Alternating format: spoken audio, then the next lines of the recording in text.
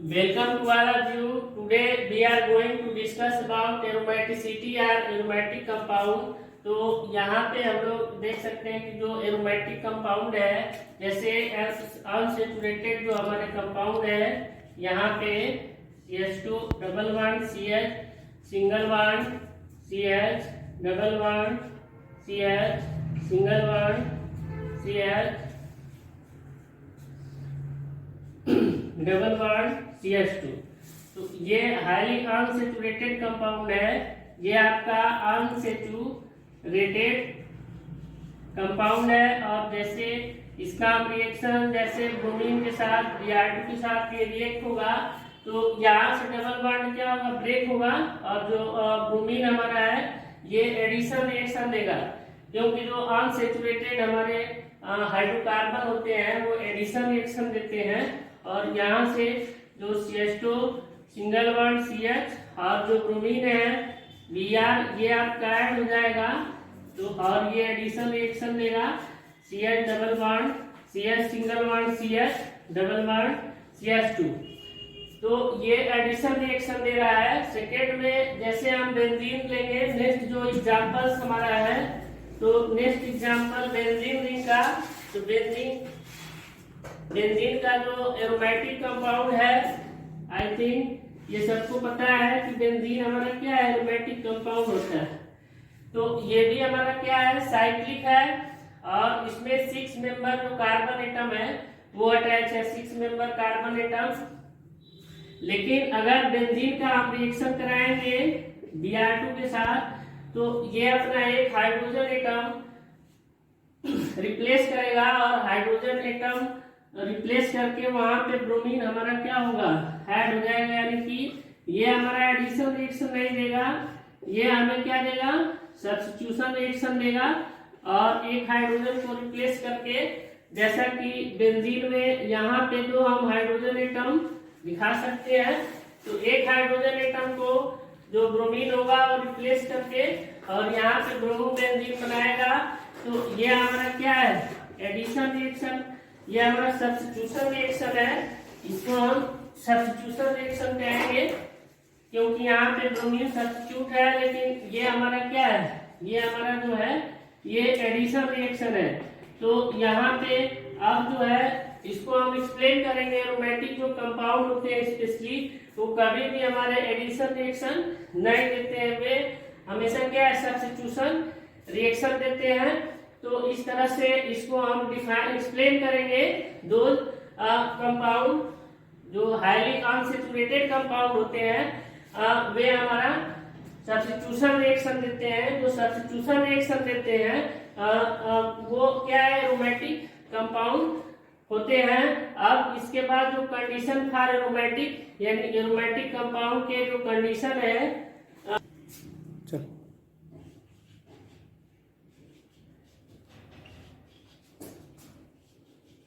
Condition for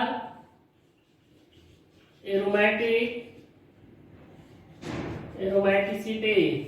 तो condition for aromaticity में हम देखेंगे कि इसका स्पेशल जो है 3 केसेस हैं, वो अगर 3 केस अगर फॉलो करेगा कोई भी कंपाउंड, तो वो हमारा एरोमेटिक होगा। तो फर्स्ट जो आपका केस है, फर्स्ट केस में जो कंपाउंड होना चाहिए वो साइक्लिक होना चाहिए और प्लेनर होना चाहिए। साइक्लिक एंड प्लेनर कंपाउंड जो है आपका साइक्लिक और प्लेनर होना चाहिए। और जो सेकेंड केस है, सेकेंड केस में कंजुगेशन होना चाहिए। एरोमेटिक कंपाउंड में आपका कंजुगेशन होना चाहिए, या उसी को हम रिजोनेंस कहते हैं।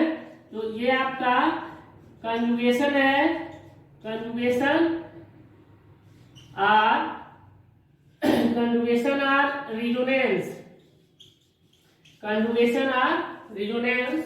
और थर्ड पॉइंट है, aromatic compound should be follow Huckel rule. तो हकल रूल में ये हमारा जो हकल रूल है, हकल रूल को फॉलो करना चाहिए। तो हकल रूल में आपका जो 4n है, 4n + 2 पाई इलेक्ट्रॉन्स होना चाहिए, 4n + 2 पाई इलेक्ट्रॉन्स होना चाहिए। और वेयर जो n का वैल्यू है, n का वैल्यू आपका 0 1 2 3, ठीक है, ये वैल्यू यहाँ पे शो ऑफ होना चाहिए। तो वो कंपाउंड हमारा क्या है, एरोमेटिक कंपाउंड होता है। तो स्पेशल इसके 3 कंडीशन है। जो भी कंपाउंड हमारे साइक्लिक एंड प्लेनर हो, कंजुगेशन और रेजोनेंस हो उसमें, और हकल रूल को फॉलो करे, तो वो आपका 100% क्या है, एरोमेटिक कंपाउंड होंगे। ठीक है, बाकी ये कुछ एग्जांपल्स हम देखेंगे, स्पेशली जो हमारे एरोमेटिक कंपाउंड है, कौन कौन से हमारे कंपाउंड तीनों कंडीशन को फॉलो करते हैं। तो कुछ ऐसे भी हमारे कंपाउंड है जो केवल 2.2 केस को ही फॉलो करेंगे। तो इस तरह से हमारा जो एरोमेटिक कंपाउंड है वो स्पेशल 3 टाइप्स हो जाते हैं। एक एंटी एरोमेटिक कंपाउंड होता है, और एक एरोमेटिक कंपाउंड होता है, और एक आपका नॉन एरोमेटिक कंपाउंड होता है। तो आइए एग्जांपल के थ्रू हम देखते हैं कि कौन कौन से कंपाउंड हमारे एरोमेटिक होते हैं, कौन से नॉन एरोमेटिक होते हैं, और कौन से एंटी एरोमेटिक होते हैं। यहाँ पे कंडीशन फॉर एरोमेटिसिटी में अभी 3 जो साइक्लिक एंड प्लेनर हो गया, कंजुगेशन और रेजोनेंस हो गया, हकल रूल, 4n + 2 पाई इलेक्ट्रॉन्स जिस कंपाउंड के अंदर होंगे, वेयर n का वैल्यू जो है 0 1 2 3 होना चाहिए। तो ये जो तीनों केस जिस कंपाउंड में ये आपका तीनों केस होगा, उसको हम क्या कहेंगे, एरोमेटिक कहेंगे। ठीक है, वो एरोमेटिक होगा।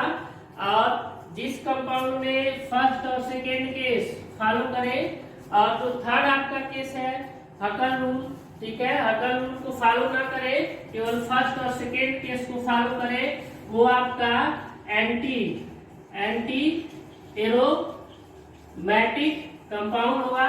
ठीक है, और जो थर्ड हमारा था नॉन एरोमेटिक, तो नॉन एरोमेटिक में देखिए यहाँ पे जो एंटी एरोमेटिक है, एंटी एरोमेटिक में ये हकल रूल को केवल फॉलो नहीं करेगा, बाकी जो फर्स्ट और सेकेंड केस को फॉलो करेगा।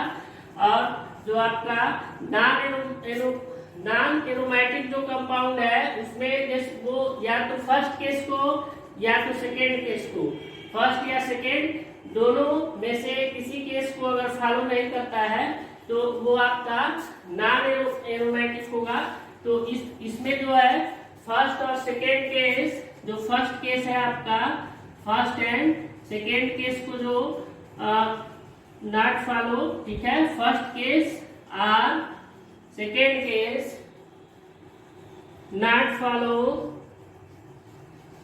तो वो आपका नॉन एरोमेटिक कंपाउंड होगा, उसको हम नॉन एरोमेटिक कंपाउंड कहेंगे। ठीक है, अब यहाँ पे जैसे हम कुछ एग्जाम्पल के थ्रू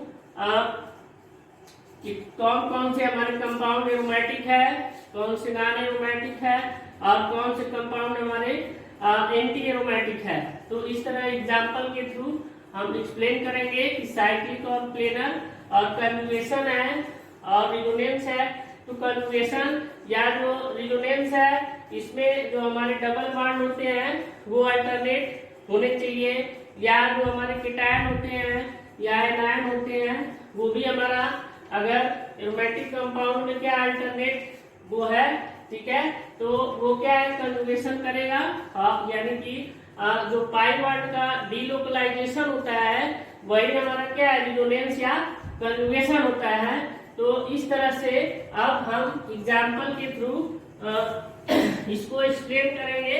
तो एग्जाम्पल में जैसे हमें पता है कि जो फर्स्ट जो वो बेंजीन रिंग है, ठीक है, तो बेंजीन रिंग जो है उसमें हम चेक करते हैं कि साइक्लिक और प्लेनर यानी कि जो तीनों केस हमारा है वो अवेलेबल है कि नहीं। ठीक है, तो उसमें जो तीनों केस आपके हैं, स्पेशली जैसे एग्जाम्पल्स के थ्रू हम एग्जाम्पल्स में हम देखेंगे कि बेंजीन रिंग्स है, ये एग्जाम्पल के थ्रू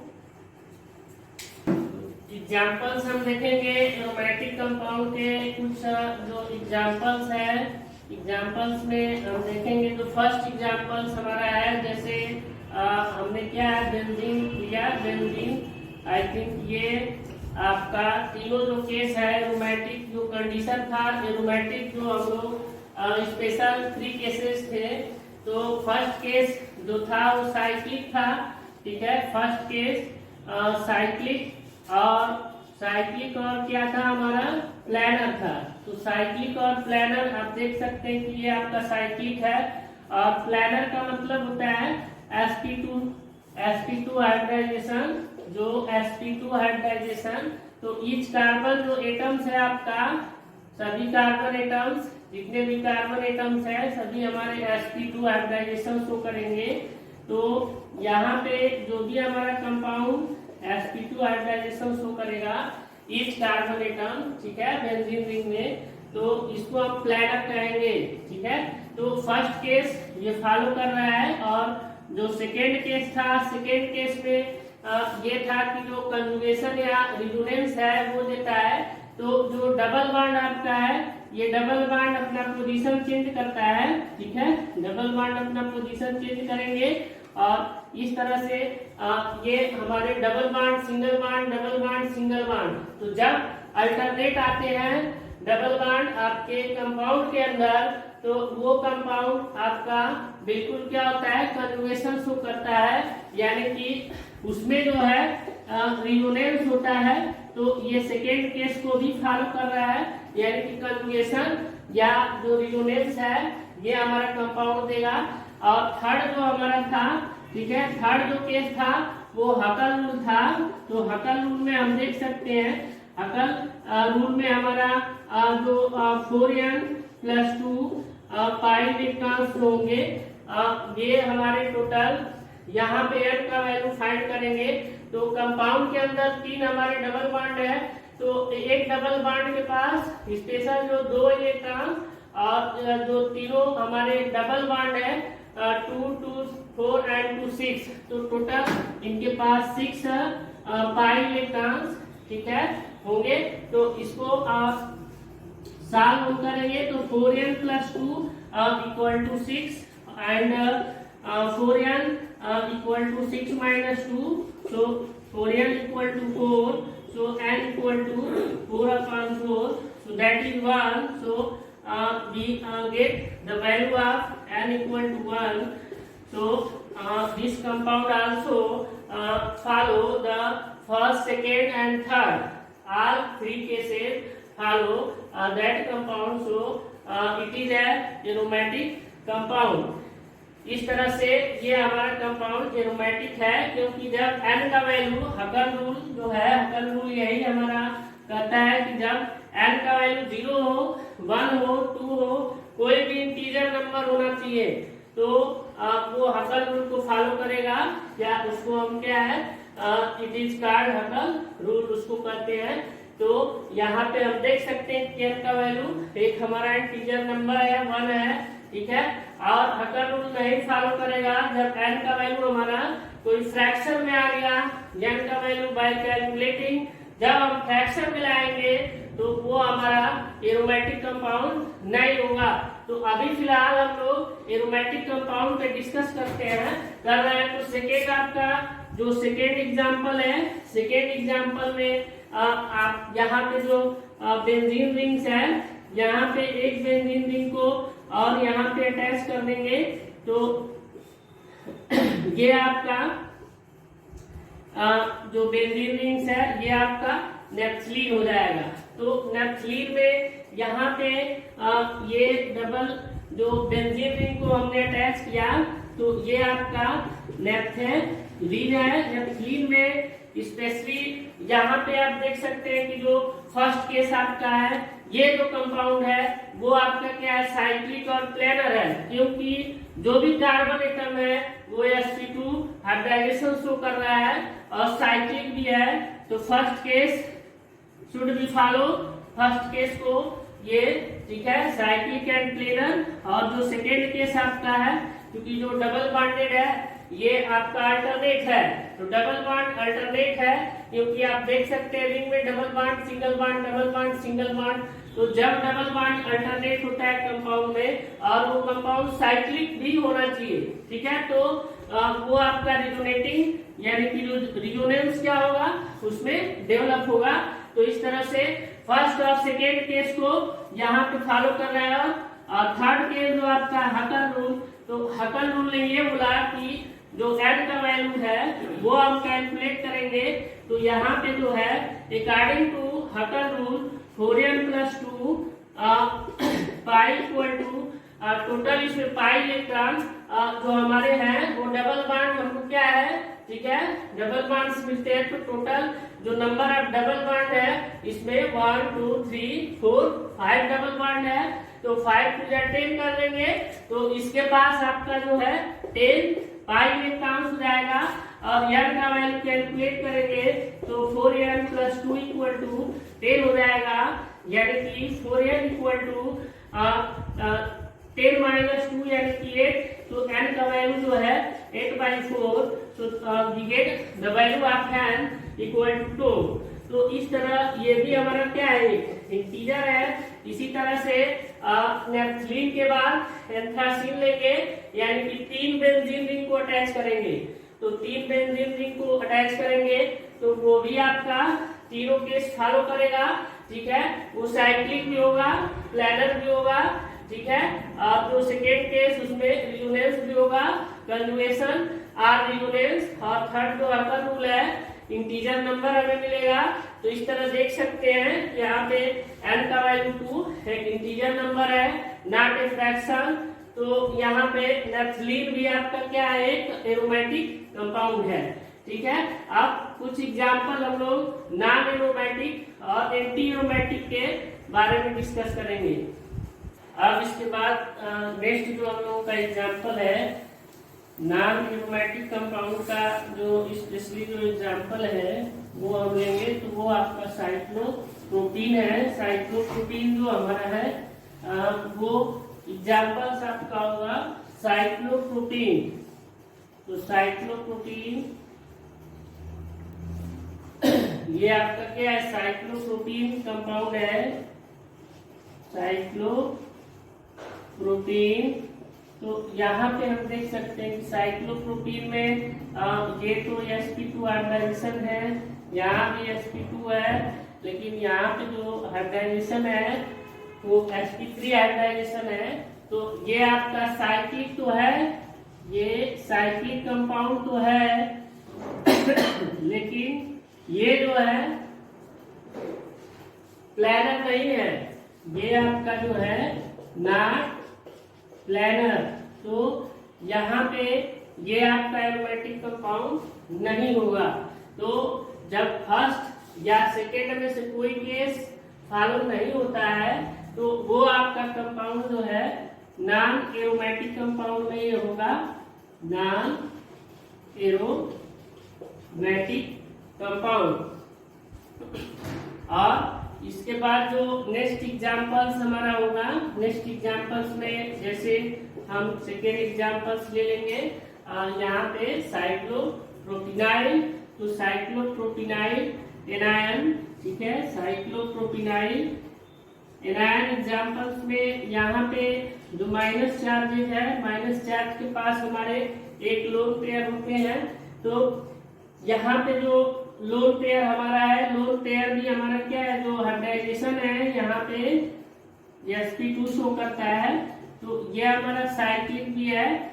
ये इसका जो नेमिंग होगा, नेमिंग आपका साइक्लोप्रोपिनाइल हो जाएगा, साइक्लोप्रोपिनाइल। और यहाँ पे साइक्लोप्रोपिनाइल में ये हमारा चार्ज जो है एनायन, साइक्लोप्रोपिनाइल एनायन।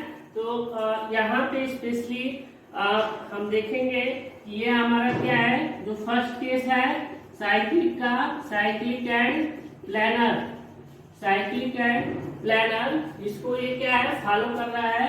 और सेकेंड केस को, सेकेंड केस में यहाँ पे जो डबल बॉन्ड है ये भी हमारा डिलोकलाइजेशन होगा और डबल बॉन्ड भी डिलोकलाइजेशन होगा। तो ये कंजुगेशन यानी कि रिजोनेंस यहाँ भी होगा, कंजुगेशन या यहाँ पे जो रिजोनेंस ये भी हमारा होगा कंजुगेशन और रिजोनेंस। अब जो थर्ड पॉइंट है, थर्ड जो हमारा केस है स्पेशली एरोमेटिक केस में, थर्ड हमारा हकल रूल है। तो हकल रूल के अकॉर्डिंग हमको पता है कि 4n+2 जो पाई इलेक्ट्रॉन्स है ये टोटल जो नंबर ऑफ यहाँ पे पाई इलेक्ट्रॉन्स होंगे, तो यहाँ डबल बॉन्ड है और जो लोन पेयर है यहाँ पे जो एनायन है -4, तो -4 के पास जो है एक लोन पेयर होता है, तो वो भी हमारा पाई में ही काउंटिंग होता है। तो टोटल यहाँ पे 4 पाई इलेक्ट्रॉन्स होंगे। अब इसका जो m का वैल्यू कैलकुलेट करेंगे, 4n+2 = 4। यहाँ पे हम देख सकते हैं कि जो हमारा साइक्लोप्रोपिनाइल एनायन है, यहाँ पे ये हमारा लोन पेयर है, 2 इलेक्ट्रॉन्स हैं और ये पाई है, पाई के पास 2 इलेक्ट्रॉन, तो टोटल हमारे 4 पाई इलेक्ट्रॉन्स हो जाएंगे। तो यहाँ पे हम कैलकुलेट करेंगे जो वैल्यू हमारा है, ठीक है। तो ये आपका 4n = क्या हो जाएगा, 4 - 2 यानी कि 4n = 2, तो n जो है 0.5। तो यहाँ पे देख सकते हैं कि जो n का वैल्यू है वो हमें इंटीजर नहीं मिला है। तो n का वैल्यू इंटीजर नहीं है, तो स्पेशली ये हमारा क्या है, फ्रैक्शन है, तो इसलिए ये एरोमेटिक भी नहीं होगा। और इस तरह ये जो कंपाउंड है फर्स्ट और सेकेंड तो फॉलो किया है, फर्स्ट और सेकेंड केस फॉलो किया है, लेकिन थर्ड वाला केस क्या है, ये फॉलो नहीं कर रहा है। तो इसलिए ये जो कंपाउंड है ये आपका क्या हो जाएगा, एंटी एरोमेटिक कंपाउंड, इसको हम एंटी एरोमेटिक कंपाउंड कहेंगे। अब यहाँ पे जो स्टेबिलिटी का आर्डर हम देखेंगे, तो स्टेबिलिटी का जो आर्डर हमारा होता है, ठीक है, सबसे जो स्टेबल कंपाउंड होते हैं वो हमारे एरोमेटिक कंपाउंड होते हैं, उसके बाद जो है नॉन एरोमेटिक कंपाउंड होते हैं, और सेकेंड में जो हमारा है वो एंटी एरोमेटिक, जो लास्ट हमारा थर्ड है एंटी एरोमेटिक। तो इसमें जो हमारे एरोमेटिक कंपाउंड और नॉन एरोमेटिक कंपाउंड और एंटी एरोमेटिक कंपाउंड, जो स्टेबिलिटी का आर्डर है, स्टेबिलिटी जो आर्डर हमारा है, स्टेबिलिटी आर्डर, इनके थ्रू जो हम देखेंगे, सबसे जो स्टेबल कंपाउंड होता है वो एरोमेटिक कंपाउंड होता है, और इसके बाद जो सेकेंड आपका है वो नॉन एरोमेटिक कंपाउंड होगा, ठीक है। और जो लास्ट थर्ड आपका हो गया, ये आपका जो है एंटी एरोमेटिक कंपाउंड होगा। तो ये हमारा स्टेबिलिटी आर्डर। एक बार आई थिंक जो एरोमेटिसिटी और जो aromatic compound, anti aromatic compound और नॉन एरोमेटिक जो कंपाउंड हमारे हैं, इस पे हम लोग डिस्कस किए, ठीक है। Thank you for watching my video.